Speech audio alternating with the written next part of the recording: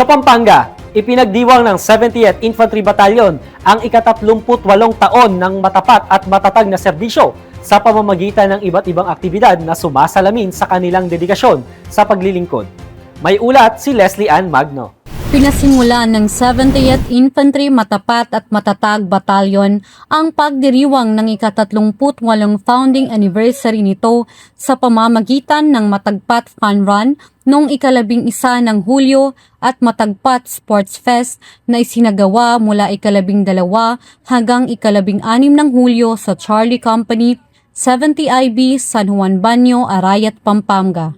Layunin ng mga aktibidad na higit pang palakasin ang physical fitness, mental resilience at camaraderie ng mga kasundaluhan bilang paghahanda sa patuloy na pagtupad ng kanilang misyon sa pagsusulong ng kapayapaan, seguridad at kaunlaran. Aabot sa 180 ang kalahok ang nakibahagi sa Matagpat Fun Run, kabilang ang mga kasundaluhan ng 70th Infantry Battalion, mga kinatawan ng iba't ibang unit ng 7th Infantry Division, gayon din ang mga stakeholder at partner organizations na patuloy na sumusuporta sa batalyon. Sa kanyang mensahe, binigyan diin ni Lieutenant Colonel Ryan Joseph S. Cayton, Commanding Officer ng 70th Infantry Battalion, na ang pagpapanatili ng malusog na pangangatawan, matatag na disiplina, at matibay na samahan ay mahalagang pundasyon ng kahandaan ng bawat sundalo sa pagtupad ng kanilang tungkulin. Kasunod nito, formal ding inulunsad ang Matagpat Sports Fest 2026